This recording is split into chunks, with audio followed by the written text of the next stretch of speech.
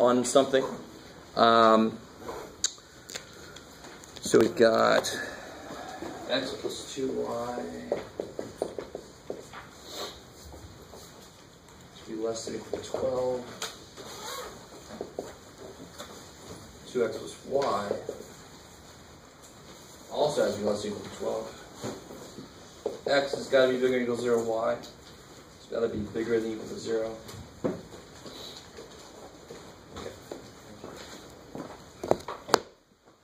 So, I mean, you can imagine that these would represent some limiting factor. You can't have so many of each type exceed 12 for some reason. My brain always instantly goes to elevators for some reason. I think it's something when I was a kid, I wandered into an elevator and went up to the 8th floor. I didn't know where my mom was. I think I have this inner fear of elevators. But so this is some kind of restriction on the number of people in an elevator. And this, of course, is you can't have negative people. So these are both kind of keeping it positive. You guys with me? This is an example, a really good real-life example. This restricts me to the first quadrant, really. Is that cool? X has got to be bigger than or equal to 0. Y has got to be bigger than or equal to 0. So I'm in the first quadrant. And then I just have to graph these two equations in there. And the quickest way to graph these would be to find the y-intercept and the x-intercept, really. Right? Personally, I would go ahead and solve for y.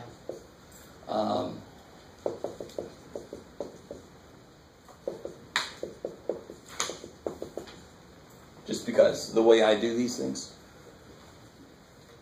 So the whole purpose of this kind of problem is you have to graph a line, and then one side are the answers, the other side is the not answers.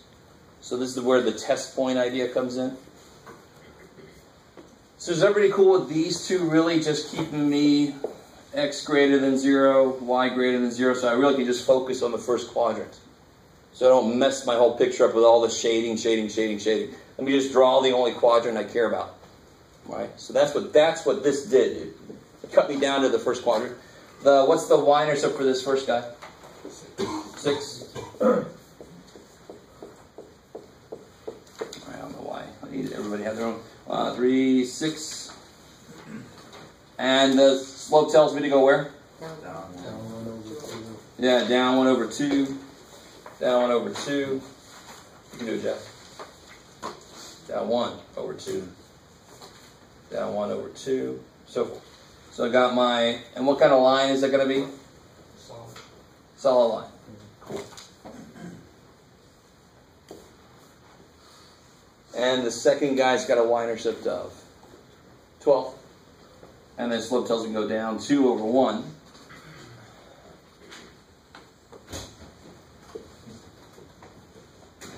And this is kind of neat. For this first line, which way am I going to shade? If you want to use a test point, if you use the test point 0, 0, is 0 plus 0 less than 12? Yes. So for this first line, I'm going to shade this way. For the second line, I'm going to shade the same way again. Less than, right? So 0 plus 0 is still less than or equal to 12. So this other line I'm going to shade this way. So it's where those two shadings overlap. Oops, I didn't mean to do that. So it's going to be right in here. That's my safe zone, right? If I try to wander outside of there, something's going to blow up or something's going to plummet. Something bad's going to happen. I mean, so these kind of things, it's really, I think the thing that really helps out a lot is realizing that just puts you in the first quadrant. So you don't have to have all these shadings. I love my students who go get color pencils. I would never be that kind of student. I would hate me as a student, actually. But if you want to go get some color pencils, or if you already have, some of you guys are kind of giggling. I'm like, cool. That's awesome. That makes this kind of problem a little bit easier to look at, right? The whole point here is shade one line, shade another line, shade a third line, shade a fourth line, and then you see where all those shadings overlap. That's the area that's the answer. That's the area where every single point in there works everywhere. And of course, that was one of the hard problems on there, since there are 4 parts to it.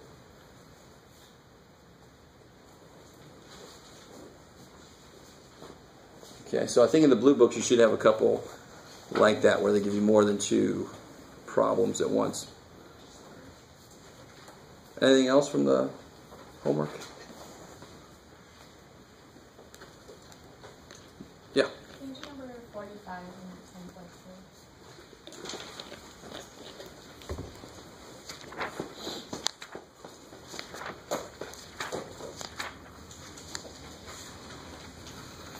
Oh, all right. So, you know, does everybody got what they want from this here? Okay.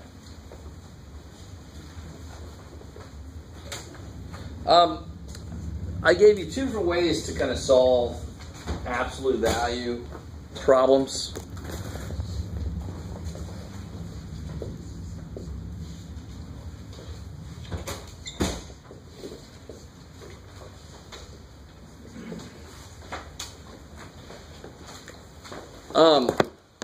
The thing that would definitely be the wrong approach here is to say that 5 minus twice this is negative 5, or 5 minus twice this is positive 5. That is the completely wrong way to go. You either solve for the absolute value and then set your two cases up, or you replace this with itself or negative it. Whichever way you want to do it. Those are two separate different ways to do that.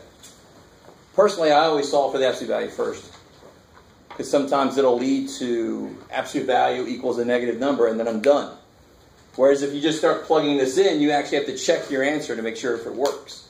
So I personally like to solve for the absolute value first. If you don't want to, that's great. You don't have to. Just be careful. So if I do it the other way, how do I get this absolute value by itself?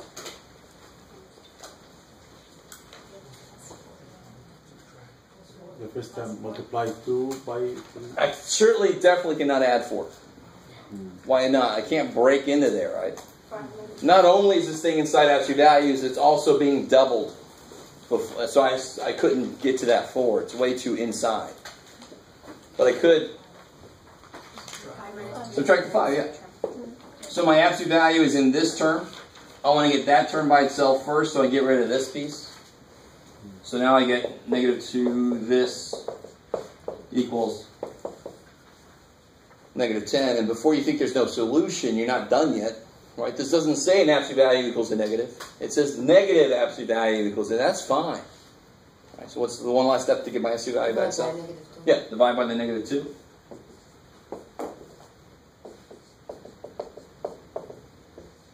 So now I've got a perfectly valid absolute value equation. Right, those went away. And how do I set up my two cases? Bless you. Yeah, either 3x minus 4 is just 5 itself, or 3x minus 4 is negative 5. And then solve those two. Right here, if this would have said absolute value equals a negative, you could get your two cases, but they would all come out to nothing because that itself is bogus. There's no solution to that. The two answers you get would not work. So that's why I solve for the absolute value first, to see if it's an easy answer. That's a negative number. It's easy. I'm done. No solution. Can you do number 80 off the same section? Yeah. Everybody cool with that? I highly recommend that you get your absolute value first, and especially for the inequalities. Get your absolute value first and then do your cases.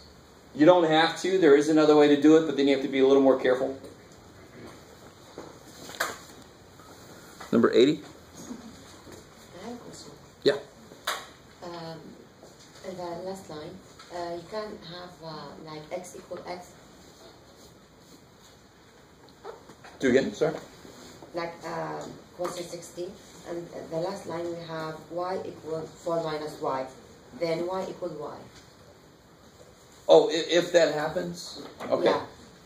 That happens if you can make letter equal letter. Oh, Yeah. certainly, right? That could happen. In fact, that can happen all the time. If it's y equals y, what's the answer? All the real numbers. All real numbers. If it's y equals 2y, so this is very interesting. This is all real numbers. Because any number is itself. Yeah. Y equals 2y. Who knows what happens there? Divide by y. No. Definitely not. The only way you can divide by y is if y itself is not, what can you not divide by? 0. So if y is not 0, then I can divide by it. Do I know what y is? No. So I can't divide by it. It might be 0. In fact, that's exactly in this problem why you can't do that, because the answer comes out to be 0. Does anybody know how to solve this thing? If I put this here, you guys would know how to solve it. What would you do? Subtract. Subtract. Subtract what? Yeah, your y's aren't together yet, right? Okay, your y's still aren't together yet. I don't care that the 3's not there. Your y's are still not together. You better subtract them over. So you get 0 equals What? y. Done. The only way a number can be twice that same number is if that number is 0. It's really funny. Sometimes you got to step out of the math. People get so stuck on solving the equation, you forget to go back and just say, what does that really say? A number is twice that same. Holy shit. The only way that could happen is if it's 0. That's the only way I can double it and have it be the same. This one just says a number is the same. Okay, that's an identity. Of course it's itself. Right? That's all real numbers. The only way to do this is if it's 0. That's exactly why you can't divide by y, because y is 0. You're not allowed to divide by 0. Get hopeful. Yeah. Oh, wait. I skipped somebody. Yeah, number 80. And then I'll come to you, Mike.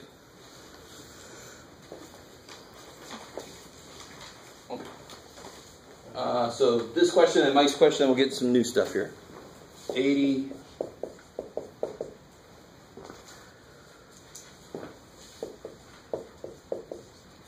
Okay. Where'd he go? There it is. Okay. So again, especially in this kind of problem, because the way I want to set up my two cases here stems from the if it's a less than or equal to or greater than equal to. I actually don't know yet what that is, because I haven't got the absolute value by itself yet. So how do I get that absolute value by itself? Subtract 12.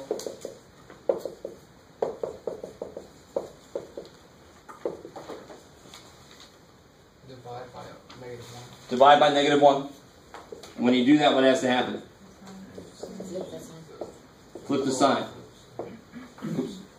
So now you see what kind of problem that is. It's a greater than problem. And how do I handle a greater than? What kind of physical situation is that related to?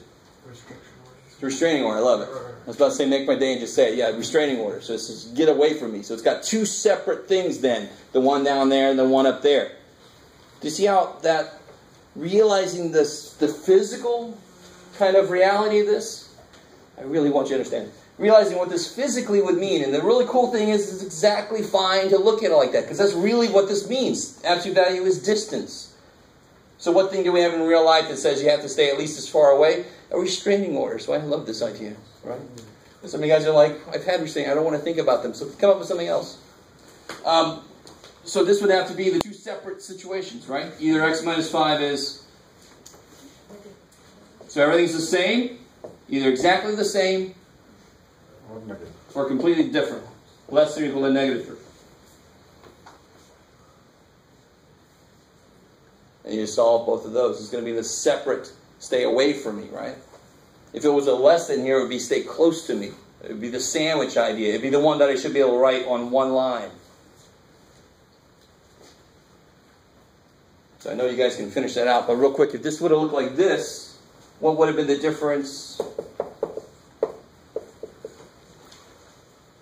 How can I write that? -3. Yeah, -3. Less than or equal to x minus 5. Less than or equal to 3.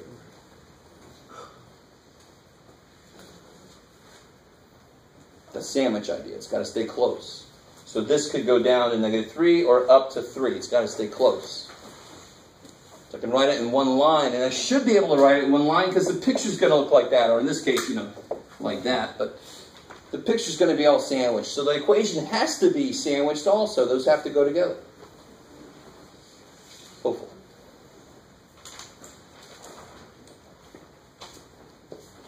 So where were we, Michael? So I just, on that number 45, again, I didn't catch you in time. So that's what threw me off, but then the book has a different answer than what you got. And I figured sort of how to get one, but I did it wrong. But, I didn't really get to the answer yet, did I? So on that one, I think we left off at negative 5 and 5. Yeah. equals 5, right? Yeah. Equals 5, or 3x minus 4 equals negative 5. So you get x equals 3, or x equals 1, negative 1/3. Yeah, that should be all right. I understand that. So let's see. All right, so let's get into some new stuff. So last time we left off, I think I had just barely gotten into chapter 7.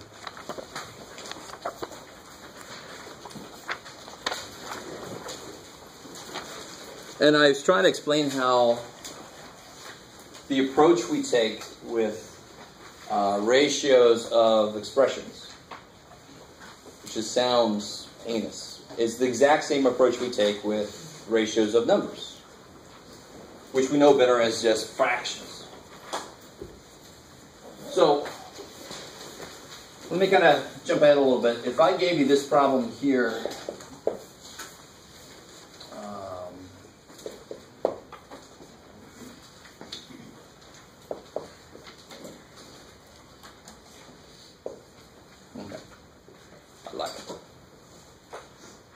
how would you do that? Hopefully most of you would not do 12 times 15 divided by 27 times 32 and get those big giant freaking numbers and then try to reduce that thing.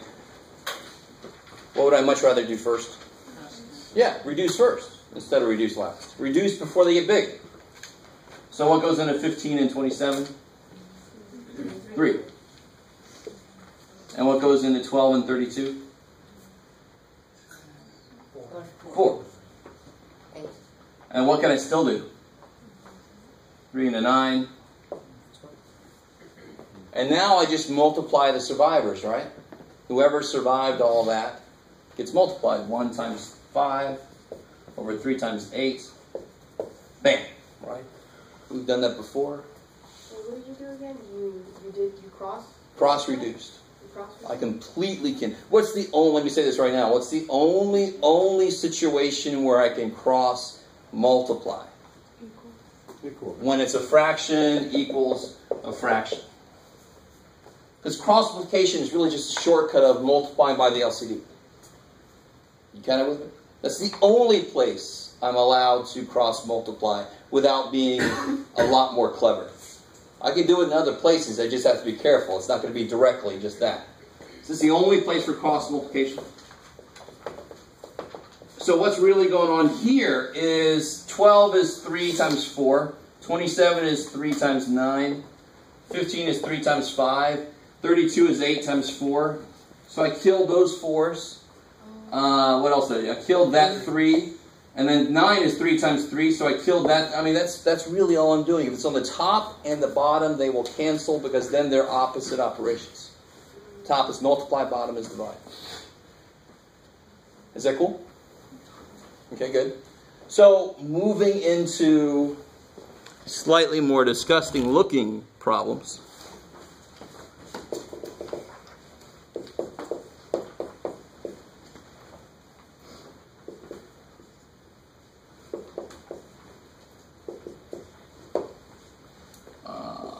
See if I can make this really gross. I'm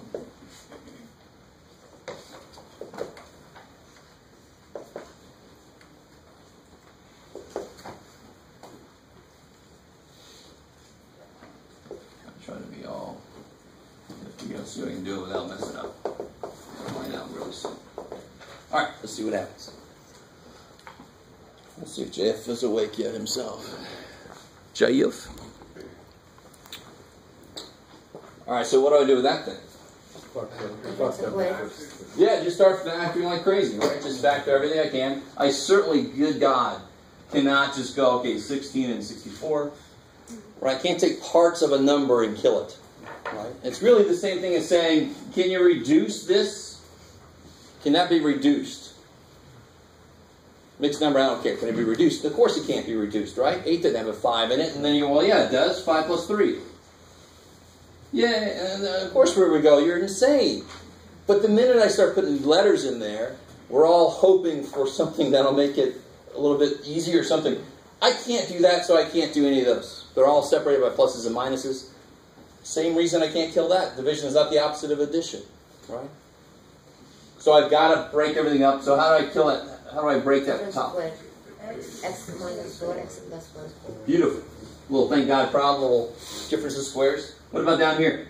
Take X put square outside. X minus 4. I like it. Cancel X minus 4. What can I do on the top here? X outside. Good. X comes out. X square minus 4x plus 16. And what can I do here? What's that? Big Cube. Cubes. Cubes. Little dude. Big dude. X This is plus XXX. This is 444. X. X Yeah, 1x. plus 4. Oops, the other 2 x's. Plus 4. Good. The other 2 4s. And what goes right in the middle? 4x.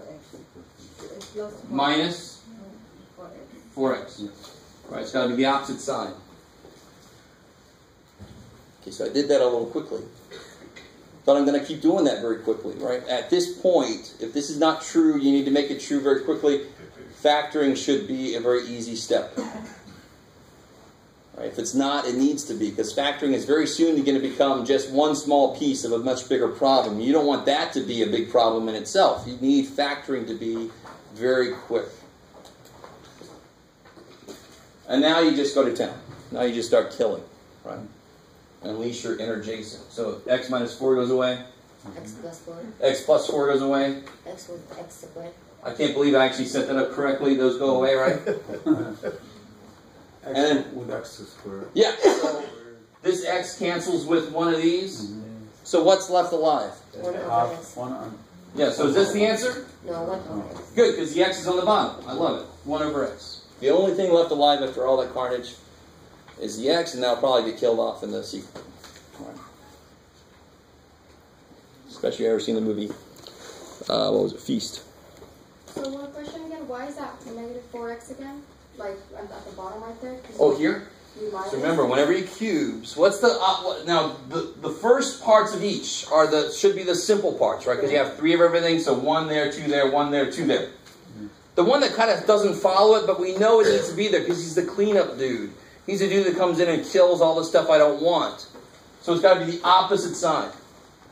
And the thing that ends up working is this times this, whatever the hell they are. Whatever's in the little dude, you just multiply those together. Oh, multiply by Yep. It's always the product of these. Oh, okay. Opposite sign. Cool. Okay.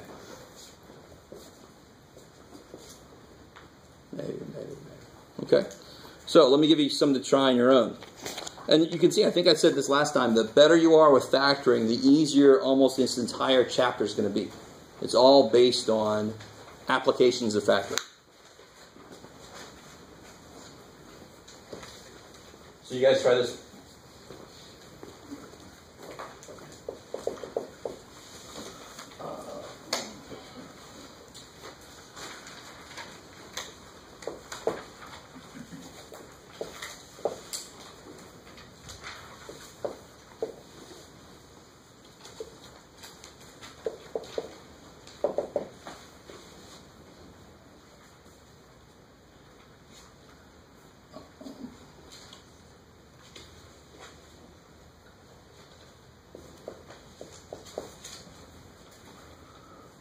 Oh, what you mix up?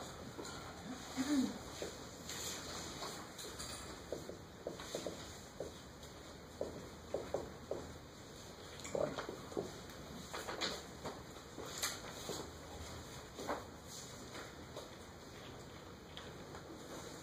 I want to point it out, this is a division problem. But you all know how to divide fractions.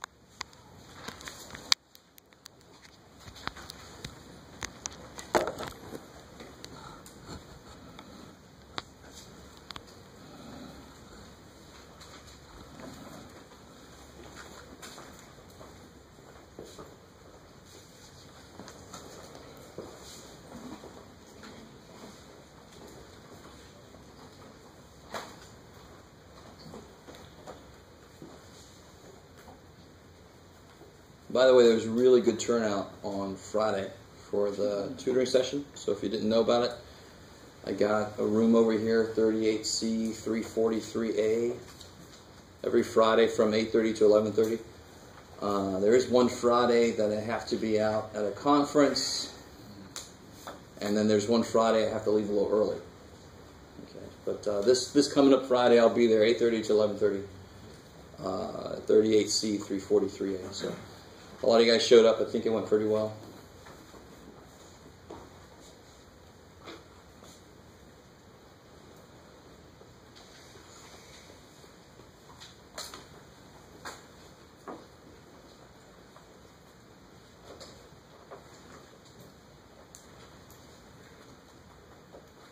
Now, if things don't cancel, it might not be your mistake.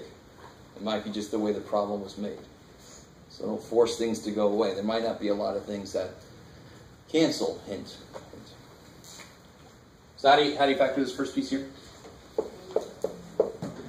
minus 9. Good. So the bigger dude's got to be negative. Yes. This guy would be Difference square. square, so that's not too bad. A minus 4, A plus 4. Yes. Multiply. Times. Let me go ahead and do this. So this bottom is going to be the top now. What can you do with it? A outside. Take an A out. Good. This is a GCF. And the bottom, what can you do with it? A outside.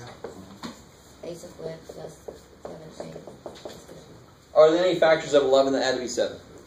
No. So don't go insane trying to factor that. That piece is prime. Right? Yeah. It's like going crazy trying to factor 19. You ain't going to do it. What cancels? Yeah, this A plus 4, A. these A's. Negative. Oh, sorry. No, they got that nine. Anything else go away? Hell no. That's it. So what's left here? We got A minus 9, A plus 4, over A minus 4. Alright. I have a question. Yeah. If you were to cancel from the first fraction the 8 plus 4 and from the second one the 8 plus 4. Oh yeah. So this one would still be there on top. Right. Either way you do it, there's going to be one left on the top. Good. I always thought for some reason that you couldn't cancel stuff out from the same fraction itself. I thought you had to do it. So You know, yeah.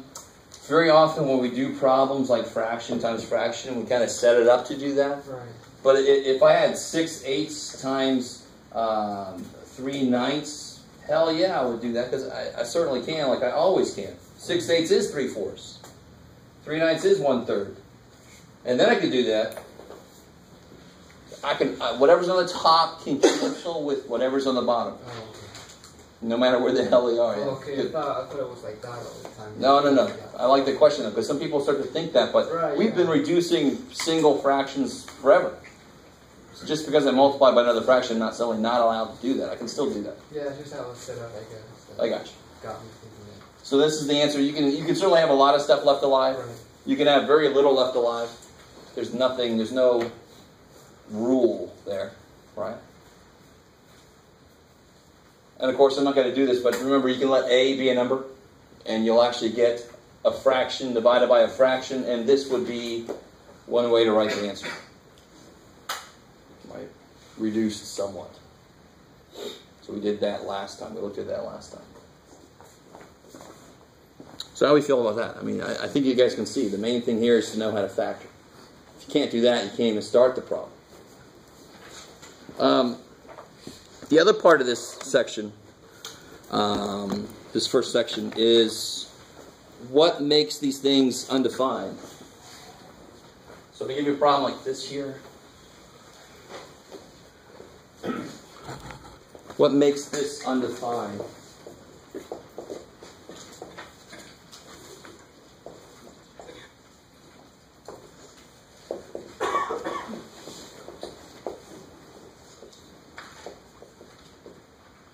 So like,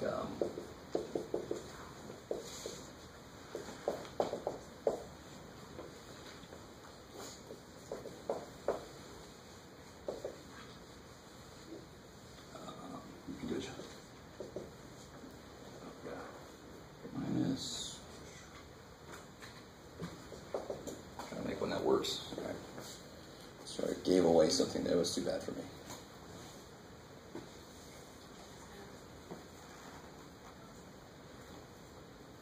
Oh, do me a favor. Make that a minus number.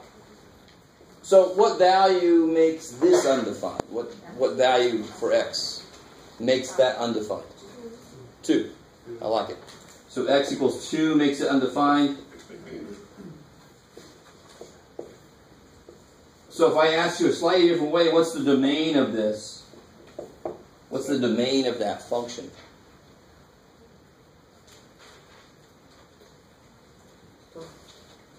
No, 2 is not the only thing that works. Remember, the answer to domain is what values can I use? So I just figured out what value I cannot use. So what's the domain going to be? Everything else. Everything else. I love it. Everything besides x equals 2, right? So that's the very untechnical way to write it. And I like to say the word untechnical because that's a very untechnical way to say that word. So domain is every real number where x does not equal 2.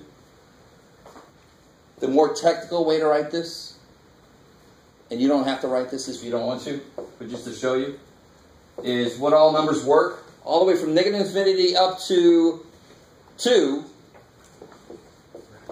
and then start over again. So I always look at this thing as skip. From negative infinity up to 2, don't include 2, start over at 2, but still don't include it and go forever up. So you skip the 2. Does that make sense? But you certainly can just say it like that. That's fine with me. All real numbers except 2. Is that cool? So be very careful about the way I ask. If I ask it what values make it undefined, x equals 2. That value makes it undefined. So what's the domain? And domain means what am I allowed to use? Everything except that dude. Right? So what do you have to do in part B? Why was this one easy? It's already factored. There's just one thing on the bottom. That, I don't see the parts yet. So take a minute here and factor the bottom there.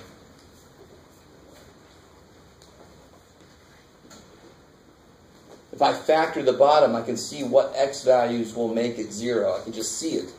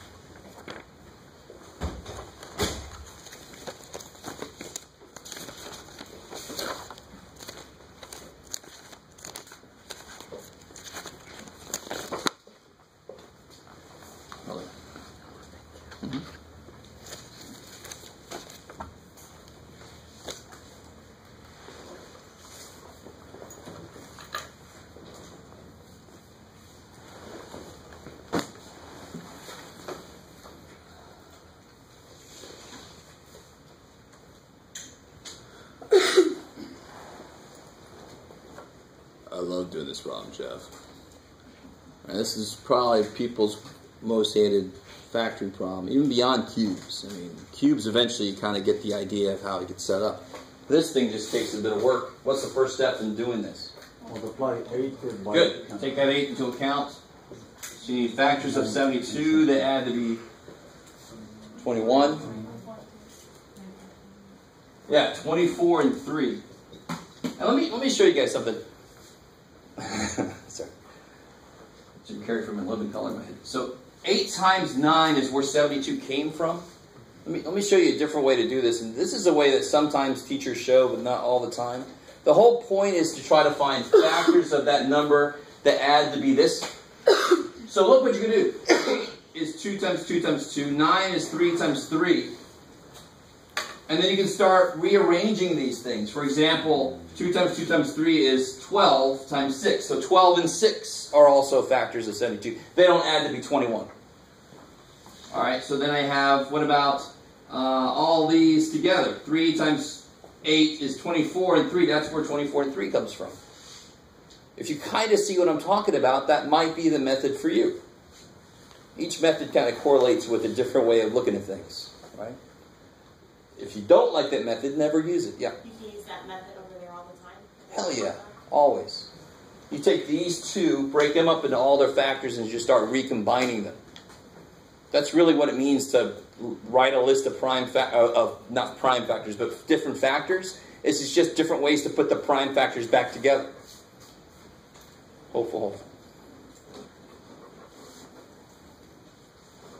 Alright, but if you don't like that way, don't do it. You've always got your start listing things that make 21 and check to see if they multiply by 72. So how do I, now that I got these two numbers, and of course 24's got to be negative, what do I do with those? X6. Yeah, put those back in. Yes. 8x squared. Negative 24x plus 3x is still negative 21x. So I have not changed anything about the problem. I've just changed the way it looks. Because now what can I do? Grouping. And grouping should be relatively easy. So what comes out of here? 8x. X minus Thankfully, 3. 3 comes out. X minus 3. So 8x plus 3, x minus 3. So that was the bottom of that, right? That's the denominator. So what values of x would it make it undefined? X equal to 3, good. Okay, you think in your head 8x plus 3, you're going to subtract the 3, divide by 8, so you get negative 3 over 8? We solve that? If I'm looking at 8x plus 3, and I'm going to move the 3 over, make it negative, divide by the 8, so I get negative 3 over 8. Negative 8 thirds. Other way, negative 3 over 8. Those would make it undefined, right? I'm not allowed to use those numbers. Good. So the domain would be everything except those. Cool. You guys kind of with me? Semi. Yeah. I get the negative 3. Oh, so if you want to see what I'm really doing is trying to see where they equal 0, right? Because I don't want the bottom to equal 0. So I see where it equals 0 and say I can't use those. This one's easy. X minus 3 is 0. Gives me 3. This one, how do you solve? Subtract 3. Divide by 8.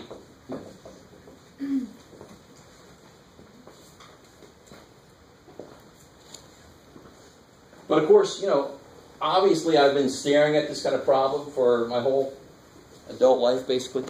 So if I saw 5x plus 7 in this kind of problem, I know that it would be negative 7/5. Subtract 7, divide by 5, negative 7 over 5. Right? So I want to be able to look, because I know if I give you this, you guys can all tell me the answers, right? 7. 7 minus 1. Negative 5, because I can just look at it and see. Well, I'm trying to get you to a point where if I gave you this,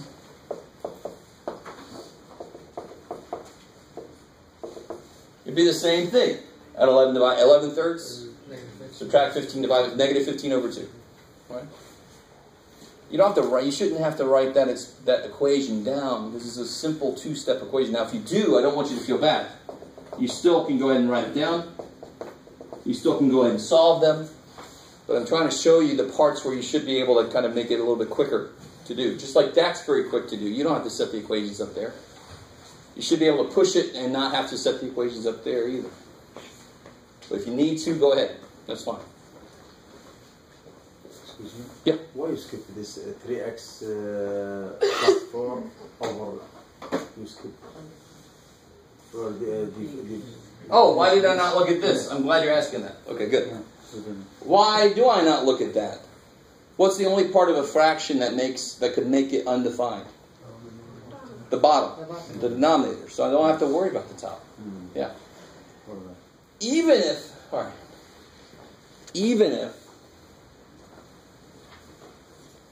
there's part C.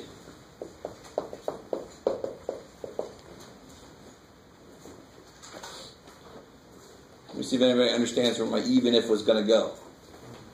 There, 3x plus 4 had nothing to do with the bottom at all. The bottom is still there, so I don't have to worry about the top. I never have to worry about the top, even if the top is a part of the bottom. How do you factor the bottom here? difference equal x minus Yeah. 1 x plus 1. Because the only time, now here's the cool thing, the only time I'm allowed to cancel these out is if they're not both 0. If they're both 0, my whole thing's screwy in the first place. So I'm already, if I cancel these out, I'm already assuming that x plus 1 doesn't equal 0. Right? So when I ask you for the domain of this, you can't cancel these out before you answer the question. You just always pay attention to the bottom. Right? So what would the domain for this be? All reals except x equal 1 and negative 1? Yeah. I know these cancel, but they really only cancel as long as they're not both 0. So you have to actually state the domain is everything that doesn't let either one of these be 0. Then you can do whatever the hell you want to do with the problem. Okay, hopefully. How we doing? How do you feel about that? So the too long didn't listen. Just look at the bottom when trying to answer questions about what makes this undefined, what's the domain of this function. You just have to look at the bottom, right, for rational expressions.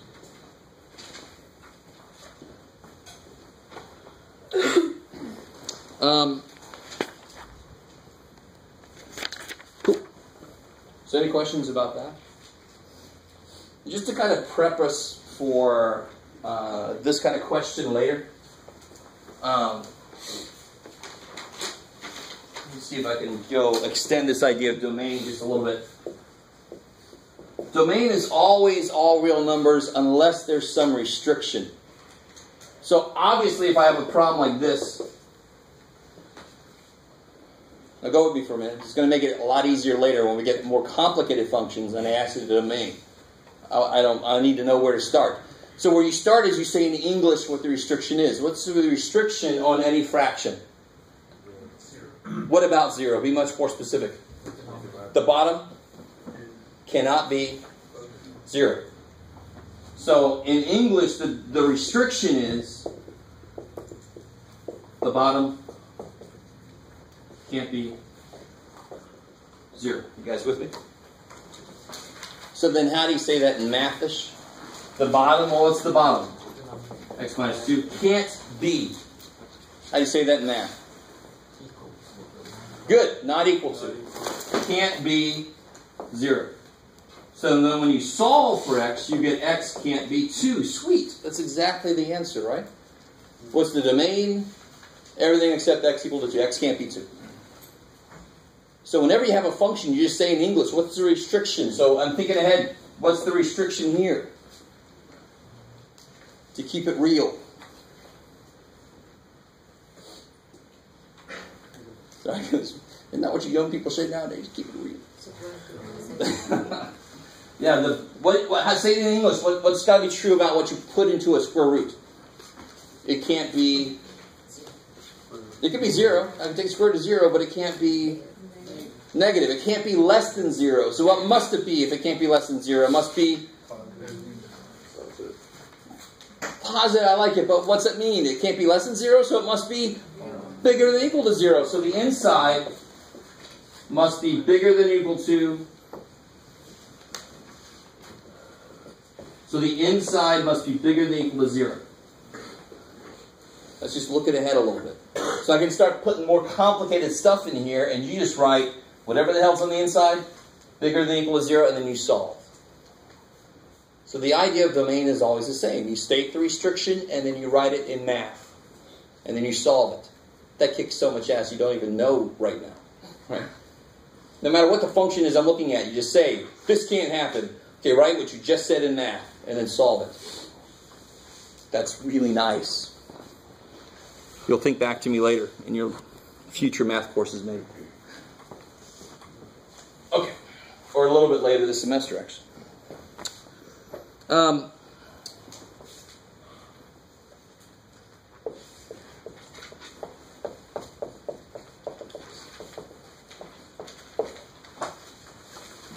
For those of you playing at home, this is 7-3 in the white book, 6-4 in the blue book.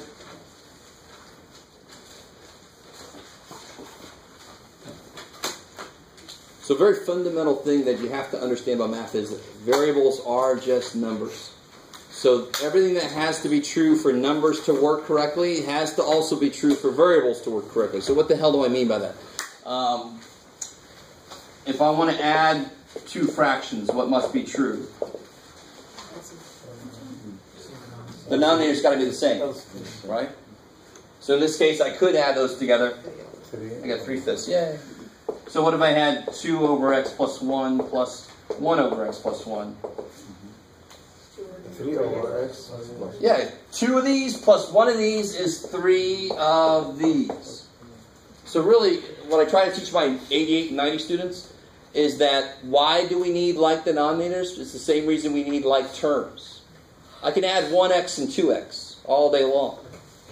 So I can add 1/5 and 2/5 all day long. But I can't add 1/10 and 2/5, can I? One of these and and 2 of those. I can't put those together. I have to have like terms. So what do we do in the case of numbers? Like I just said, if we don't have the LCD.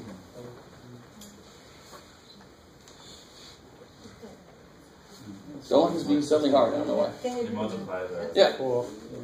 Yeah, multiply by 2. You force the bottoms to be the same by giving the guy who's missing something what they're missing. Right? Pay attention to what I just said, because it's going to get you through the variable stuff. Numbers are easier to look at. Very often we have to overanalyze a problem to then realize, what the hell are we really doing? So let me do it the same thing with the variables. Very often when we do stuff with numbers, we don't even know what we just did. It's just like, I know numbers. But here I got 4/10 plus 1/10 is 5/10, and then I can make it 1/2. Good. So see, what would that look like in pure expressions? I'd have something like 2 over x plus 1 plus 1 over x squared minus 1. Fuck the second one. Good. So in numbers, here's a perfect example. I didn't have to factor 10. I knew that 5 doubled would be 10. I didn't have to factor 10. I could have. I could have said 10 is 5 times 2. So what's this 5 missing? A 2. Right? So now I do the exact same thing here. I cannot say, well, this guy is missing an x and subtract 2. No, what's the only thing I'm allowed to do to the top and bottom of a fraction? Multiply or divide. Right? I can't add stuff in. I can't subtract stuff away. I can't do that. So I have to break up whatever I can and see what he's got that the other dude doesn't. So, of course, how do I factor x squared minus 1? X minus 1. X plus 1 is So, of course, what is he missing? Yeah, he's missing an x minus 1. Now, I desperately want you guys to get this. It's almost too easy. You break up whatever you can. You say, who's missing something? Let me give them what they're missing. Right? So this guy's missing an x minus 1. I give it to him because I'm a nice guy. So then what do I end up with here? Good. 2x minus 2. I can go ahead and add them together now, right? I got the same bottoms, don't I? 2x minus 2 plus 1 over 11, right? That step there forced the bottoms to be the same. So what can I do now? The whole motivation for me to make the bottom the same was for me to be able to add them together. So amazingly enough, the next thing I do is I add them together. Then you put your like terms together, you're done. Unless you can reduce it. But this one I won't be able to. Yes, always leave your bottom factored, so at the end you can see if anything's going to cancel. Yep. Can we add 1 with 2? Where are we at? The first one, yeah. 1 with 2 before multiplied by x minus 1. I can't add 1 to 2. Because the 2 by itself wasn't enough. I have to have twice x minus 1 to be even able to legally put them together. Does that make sense? So I can't put the 1 together with the 2. Because the minute I make it legal, it becomes twice x minus 1. Does that make sense? And then I have to add that to that. Cool.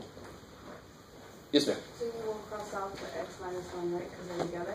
Where are we at? The problem, all the way at the end of the problem when you're done? I want you to be careful. I don't have an x minus 1 on the top. I have 2x minus 1. And I don't even have this. If I had this, they could cancel. But I don't have that, right? I don't have a factor of x minus 1 on the top. You guys with me? I like it. Okay. So the only thing they really can do to you now, which is the same thing they always do, is they get the basic idea, they start off nice, and then they just throw more complicated shit into the problem, right? So that's all they can really do is throw more complicated factoring problems into it, but you know how to factor. So the basic idea never changes. You factor, you see who's missing what, and you give it to them, right? So what about this here? You guys try this one.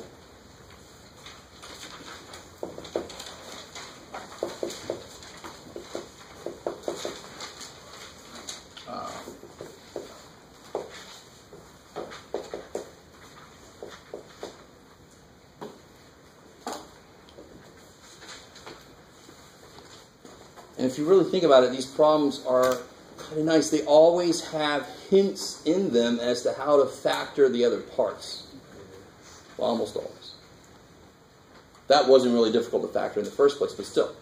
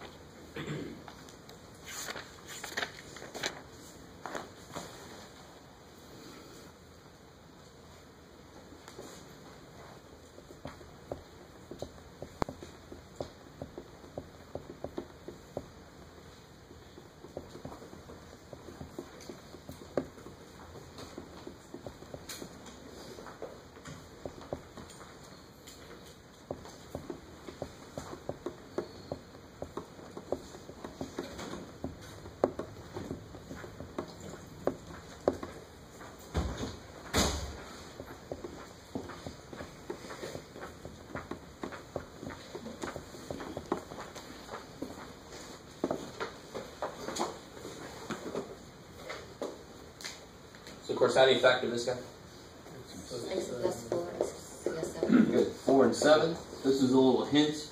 When these get more complicated, I'm going to look around at the problem and see if I have any hints. And I'm going to show you a really cool way to do something on the next problem. When this gets really kind of ugly. So who's missing what? Yeah, he's missing an x plus 7. So here's where you got to really be careful. With negatives, always find a way, right? Sort of like Jurassic Park, Jeff Goldblum. Nature always finds a way. So negatives always find a way to screw us over. You got to be really careful. Whenever you have a minus in the middle, it might be a good idea to, in general, make it plus a negative, and then you won't forget that the negative 2, it's a negative 2, not just a 2. Did you guys see that? Everybody, the biggest mistake I see is on the next step of this, is I see this. Of course, it's not just a mistake just because I'm missing the bottom and I'm writing that down. Well, why is that a mistake? Because I'm not just subtracting the first part of this, I'm subtracting this whole damn thing. So this is 2x plus 14, great. So this better be minus 2x minus 14. I'm subtracting the whole damn thing. That negative's got to come through. So that's why I think in general, if you did this, which is completely legal, subtraction is the same as adding the opposite. There's no way you're going to forget that negative going through. That's the biggest part of, that's the biggest mistake I see, is that. That always kind of sucks. And then the last step here. X minus 14. Yeah. And does anything cancel? No. Good. So you stop.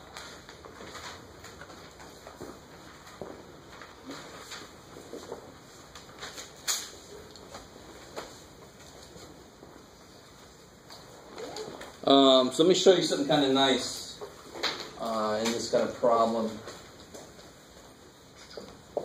Oh boy, let's see if I can make it a little worse.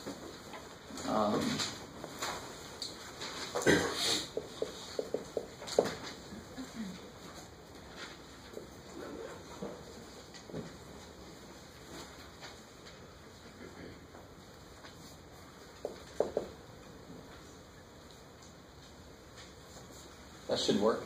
Good. What's the answer going to be, Jeff? I don't know. Shit. All right, give me some.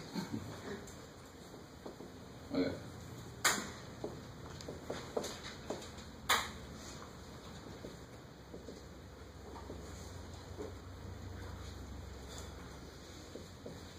All right, got it.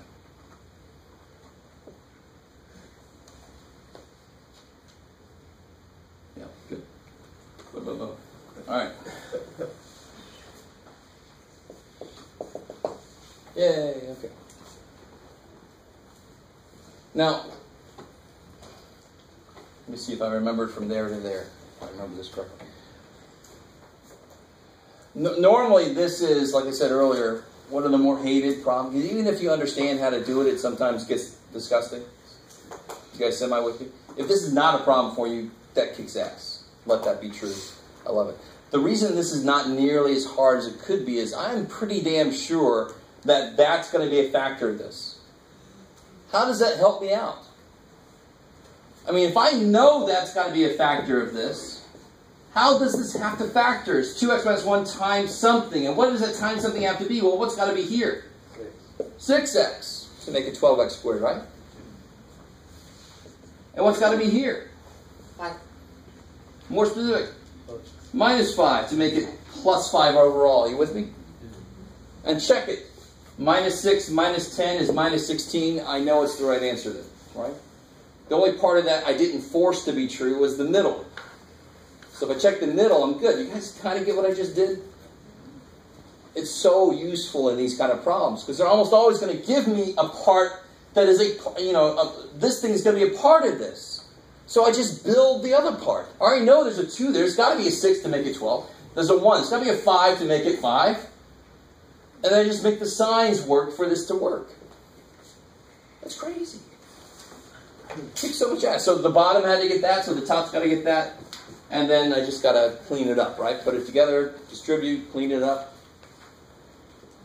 So I get 2x plus 18x minus 15 over this mess here. Man, you are really dying. Poor little dude. And so I get 20x minus 15 over this here. And I could factor the top, but nothing would really cancel, so there's nowhere to go with that. You guys with me? I mean, the last thing to do, what do you always do in a fraction problem? At the end, you check to make sure the fraction, if it can reduce or not. The only way this could reduce is if one of these was up here. And if you think about it, what can come out of the top? 5. A 5. And what would be left here? 4x. And nobody's got a 4. So I'm not going to waste my time. I know it's not going to go anywhere. That's not going to reduce. So that way always work? That way, yeah. You got to be careful. There could be a really evil exception where the thing they give you here is not really a part of this, but that's really not going to happen to us. In real life, a lot of shit could happen to us, but and the problems you're going to see, if they do give you another piece, it's pretty much going to have to be a part of this. Right?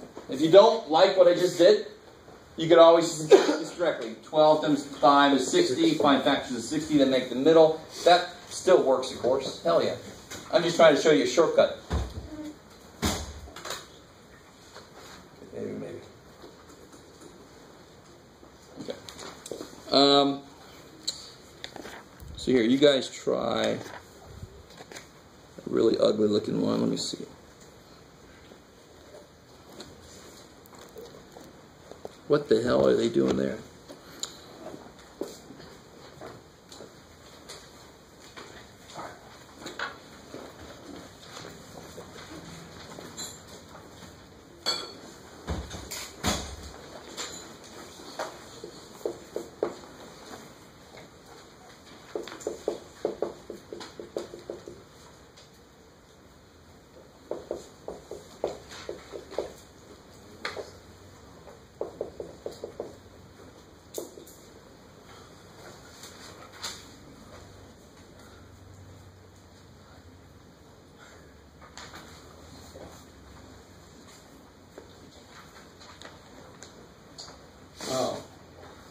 am probably the only one disappointed about this, but they don't give you anything that are like that.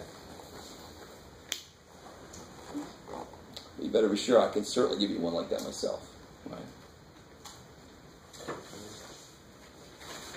Let's try that one.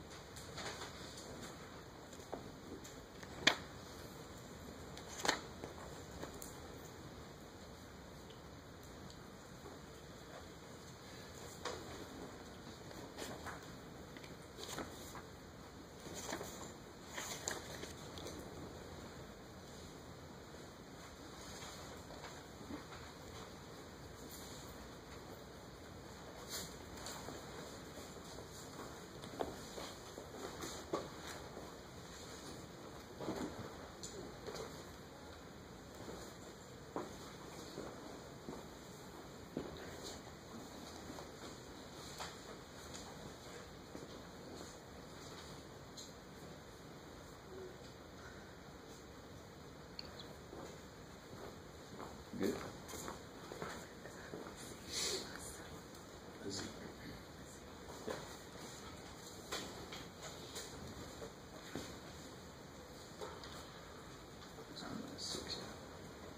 First step is just to factor both the bottoms.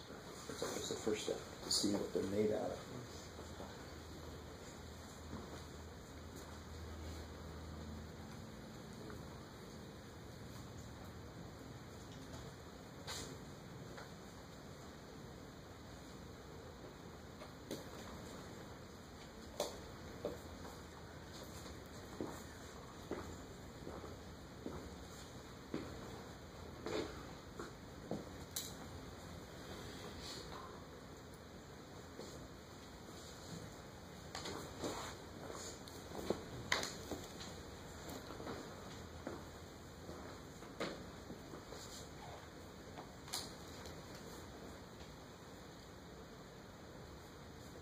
So it might be just slightly. The only thing that's really weird about this one is how do you actually factor this? Minus 2, minus 2. You can write it like z minus 2 squared, but we might as well write it out. And then how do you factor this guy? minus 3 is bigger, so it's positive. Also, I got z minus 2's there. I probably have z minus 2's over there, if anything. So this guy's pretty easy to tell what he's missing. What is he missing? Yeah, he's missing. All right, come here, purple. He's missing the z plus 3. So you give that to him. What's the other guy actually missing? Good, an extra z minus 2. He's got to have 2 of them because he's got 2 of them. It's only fair, right? See me and my little brother. He got 2. So z minus 2, z minus 2. Cool. So now everybody's got the same bottom. I can go ahead and add them together.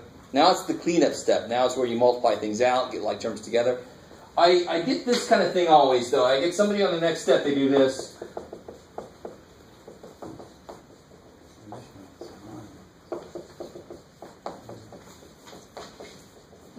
They get this, and then they start crossing things out. Yay! That made it easy. Why am I not allowed to do that? There's a plus there. I like it.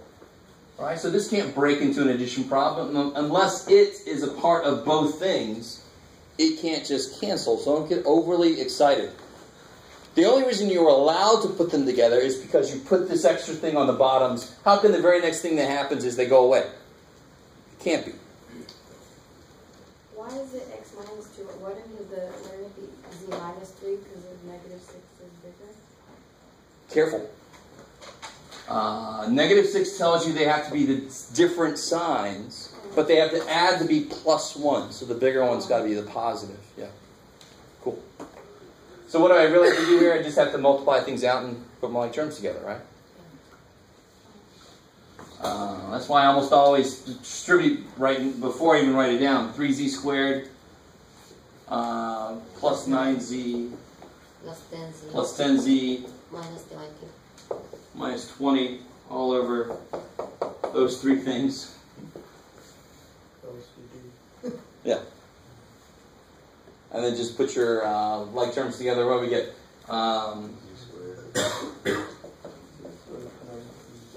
Those three things. Can you factor the top? Yes. Yes? Yes. Because this will be negative 60. So 3 times 20 is negative 60. So is 2 times 30. So is actually the weird one,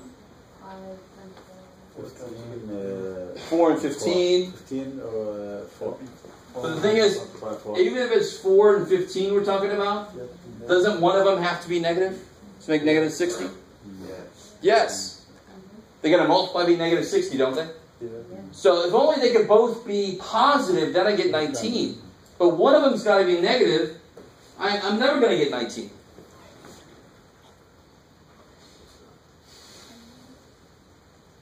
Damn you, math.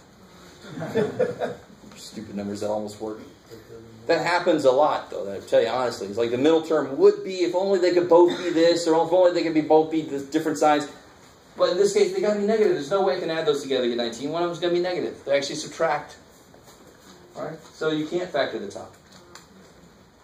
So thank God, because then you're done. It's not always factorable, doesn't mean it's random.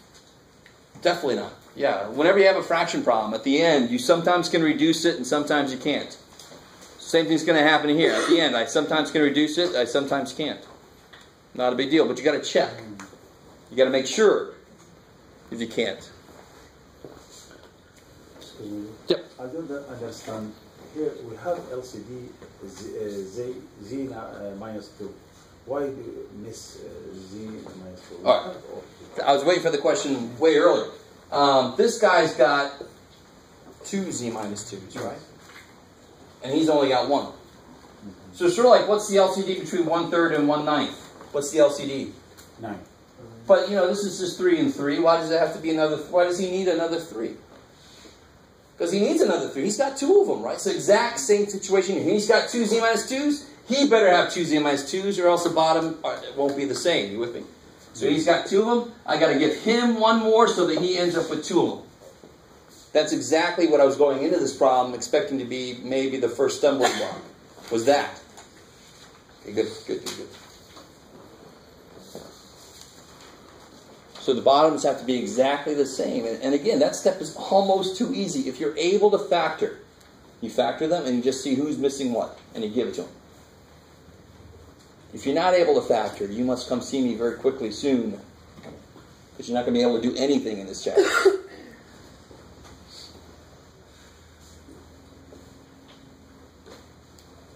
Okay, so what about this? Here's the kind of problem that people make mistakes on all the time.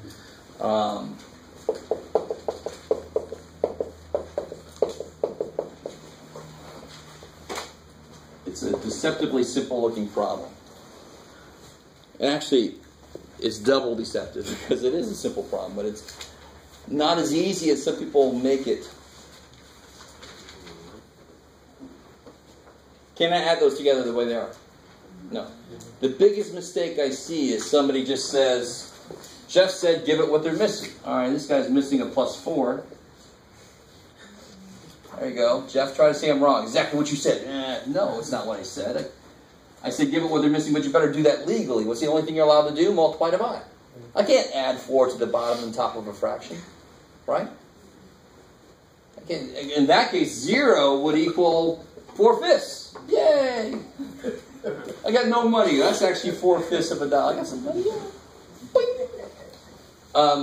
Sorry. So please, dear God, don't make it that simple. what happens when the bottoms have nothing in common? That's the one time the LCD is actually both of those things, right? So he's missing him. Aw. I think it broke back down. And what's he missing? X. I can't quit. So that's a movie I could have gone without seeing. Is that cool? Again, it's the same idea. You give each one what they're missing, but you have to do that multiplicatively. So you have to multiply by what they're missing. So you have to, this is the case like, what's the LCD of 1/7 and 2/9? What's the LCD? 63. It's the one time the lowest is just the multiple of them, because they don't have anything in common, 7 and 9. They have nothing in common. These guys have nothing in common. So what's the LCD? This and this.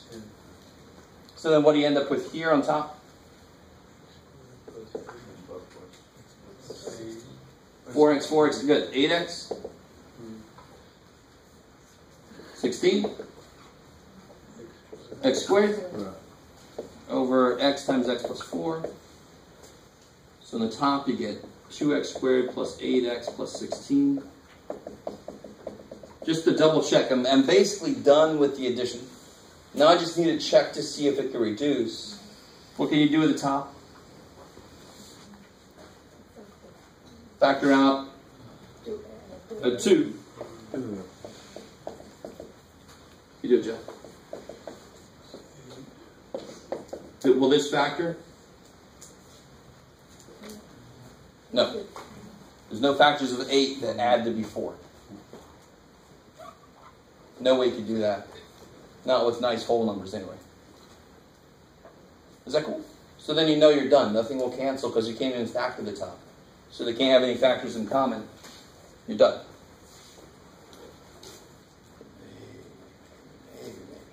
So again, this is all, if you know how to factor, this should be pretty simple. Believe it or not. I think some of you believe me, some of you don't quite believe me yet, but if you know how to factor, this stuff is actually pretty damn easy. Let it be so. If you don't know how to factor, shit. It's not a good way to be.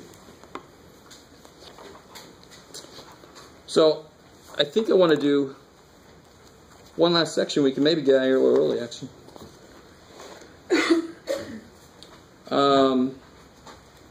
Yeah, let me see.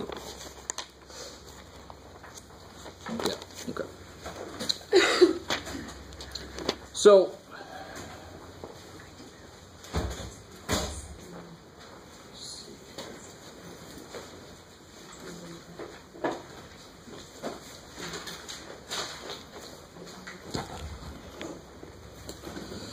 let me just throw a problem at you, see what you think. That looks really gross. Alright, let's do that one. Well, let's do one without any variables in it at first.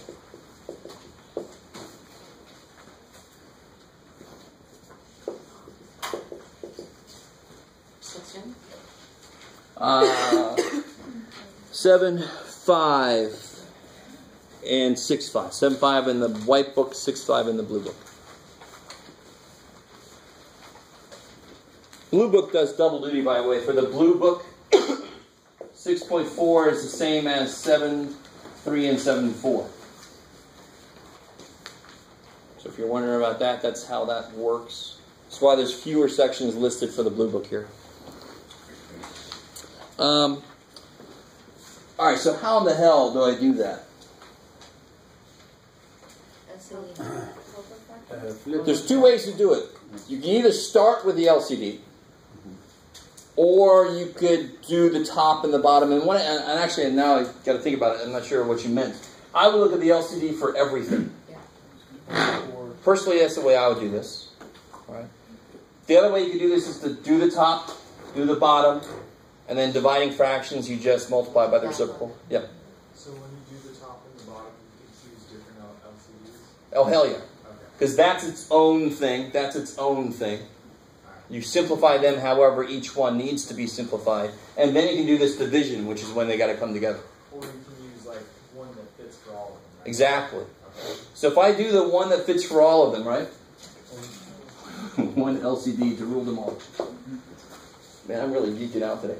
What's the LCD for all 4 fractions? What will the LCD be? 24.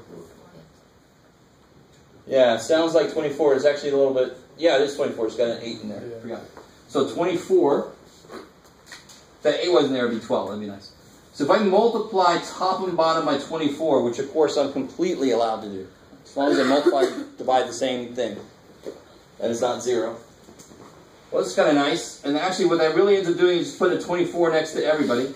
Is that because it would just distribute to the pieces? So now what do I get here? I get 12 plus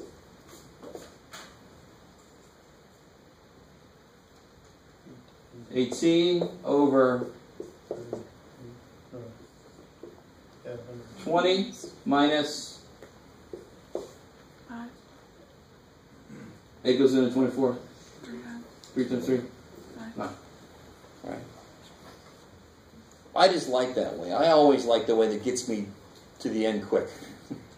I was always the guy that turned in one sheet of paper and everybody else had like a little booklet.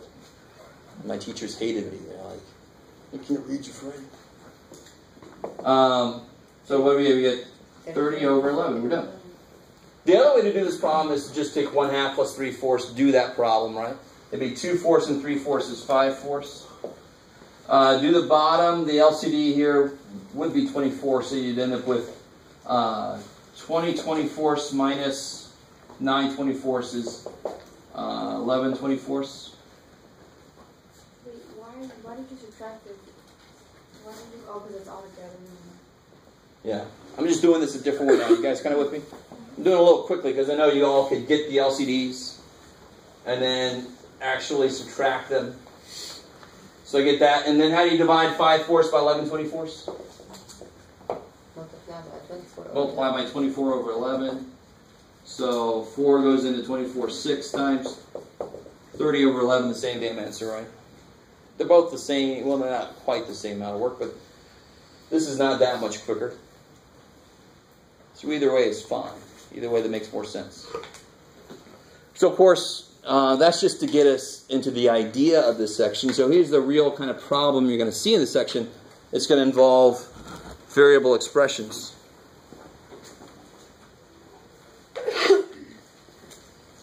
So what if I had a problem like this here?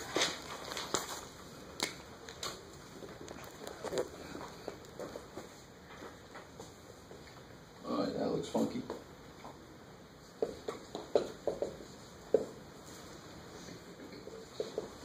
Alright, S is not a good letter for me. Let's not do that, Jeff.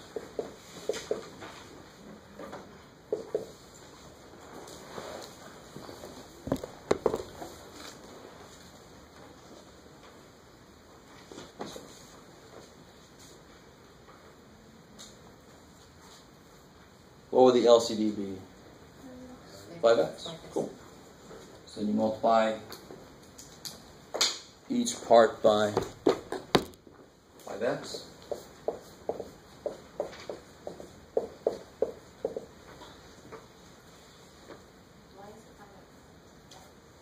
Because I only see a 5 and an x on the bottom, so and they have nothing in common, so the LCD's just got to be the product of those two things. Wait, Just like the 7 and 9. Why are you multiplying that one by 5x if the x is already at the bottom? Don't you just need a 5? No. I'm not making them have the same denominator. I'm killing the denominators. Oh. And I'm multiplying top and bottom by the same thing by that LCD. So it's top up the bottom. Exactly. Because the LCD is the only thing that has all the bottoms in it. Therefore, if I multiply it by it, all the bottoms will cancel. And the thing I hate about this problem is there's fractions inside a fraction. You know, it's kind of like, right? I don't like that movie Inception. I don't want a math problem like it. I did like it, but it was just like, what the hell just happened? So what do we get on the top here? Yeah, the x goes away. So you get 5 minus x over 5 still alive, right? So 5x minus 25. And to tell you honestly, I should have left that broken up. You always leave it broken up. I'm kind of happy this problem happened because you guys kind of with me? You almost always leave it factored so at the end you can see if anything cancels. right? So I just forgot my own good advice. Leave things factored out. There is one thing I could do, believe it or not. Now that's not the exact same as that, is it? But they so want to be. Why is that not the same as that?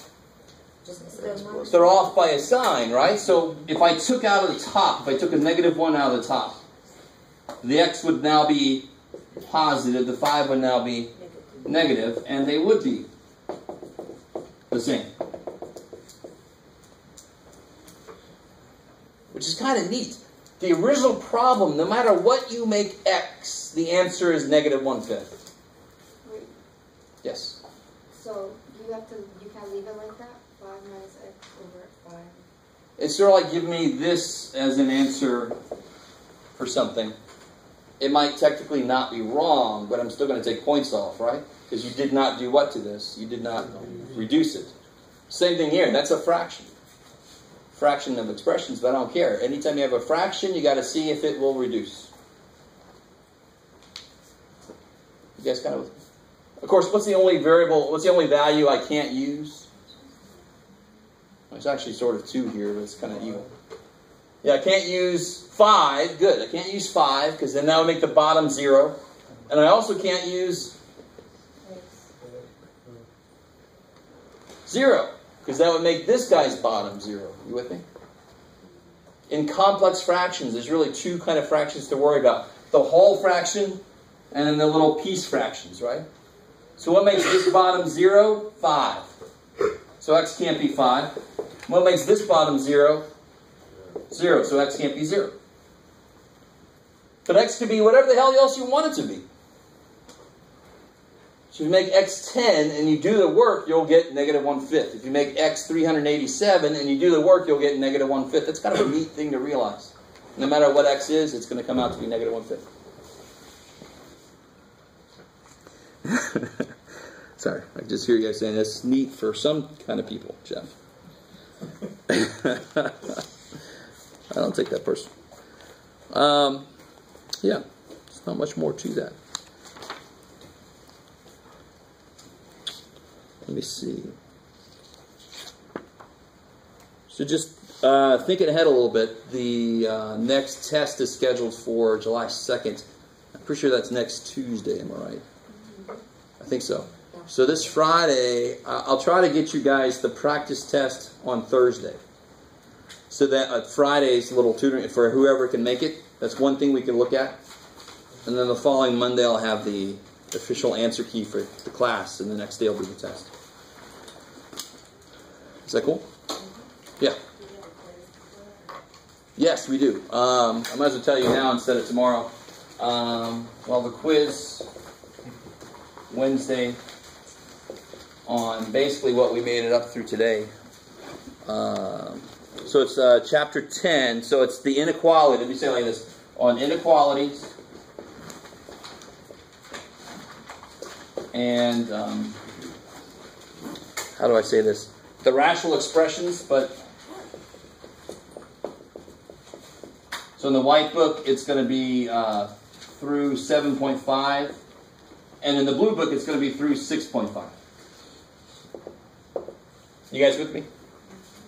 So if you get the white book, it's chapter 10, and then 7.1 through 7.5. In the blue book, it's going to be section 2.5.2.6.3.4.4.5, the inequalities, and then 6.1 through 6.5. So I'll have the quiz on Wednesday. Coolness. All right. That's plenty for me. See you guys tomorrow. Yep.